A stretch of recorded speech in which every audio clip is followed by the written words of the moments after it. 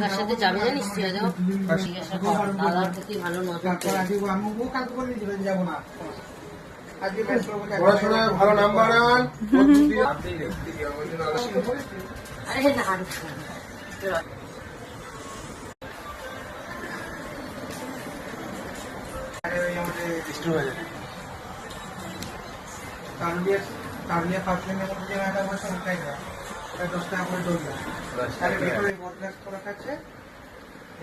সানু দাগাও বুদ্ধি হোক, শুভ সুস্থ থাক। ওই জন্য বলছি একটা কাজ জোগাড় করে দিই। নাকও ডাকলাম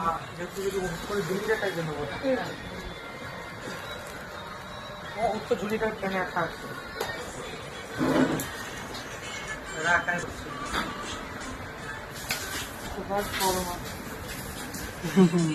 কোনোদিন জল খেতে পারে না ঠিক আছে, রাখ, আমি কেটে বলছি।